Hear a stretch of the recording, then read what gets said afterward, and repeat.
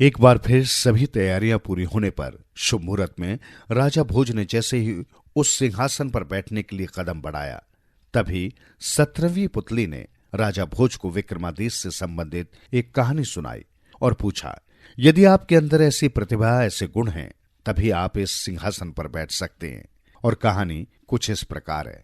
महाराजा विक्रमादित्य के राज में प्रजा को किसी प्रकार का कोई कष्ट न था, लेकिन फिर भी वे रात्रि के समय वेश बदलकर प्रजा के सुख दुख जानने के लिए राज्य में घूमा करते थे।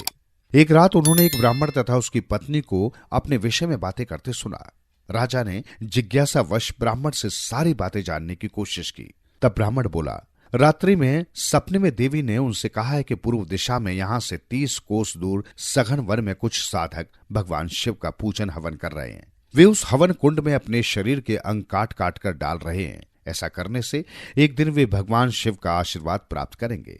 ब्राह्मण पत्नी ने कहा, यदि महाराज विक्रमादित्य भी उस हवन कुंड में अपने अंगों को काट कर चढ़ाएंगे तो निश्चित ही भगवान शिव के आशीर्वाद से हमें पुत्र की प्राप्ति होगी।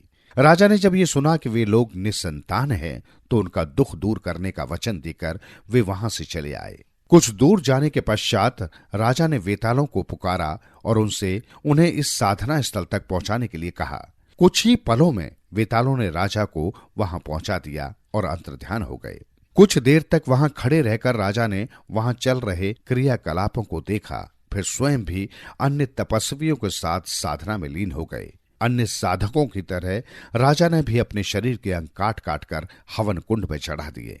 कुछ समय पश्चात भगवान शिव ने वहां साक्षात प्रकट होकर राजा सहित सभी तपस्वियों पर अमृत की बूंदें छिड़की, जिससे वे सभी जीवित हो उठे।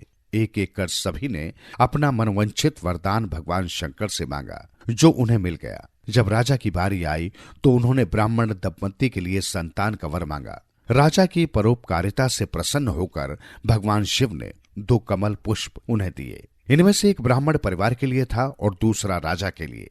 भगवान शिव ने कहा कि ये फूल जिसके यहां भी रहेंगे, उसकी गोद कभी सूनी न रहेगी, साथ ही वहां धन्य धान्य का कभी अभाव न होगा। भगवान शिव से दोनों फूल लेकर राजा ने उन्हें साष्टांग प्रणाम किया। शिव जी अंतर्ध्यान हो गए। राजा ने दोनों वेतालों को बुलाया और उनके सहयोग से ब्राह्मण के पास लौट आए। राजा को मंजिल तक पहुंचाकर वेताल भी अंतर्ध्यान हो गए। ब्राह्मण के घर पहुंचकर राजा ने उन्हें वो कमल का फूल दिया और उनके वरदान के विषय में भी बताया।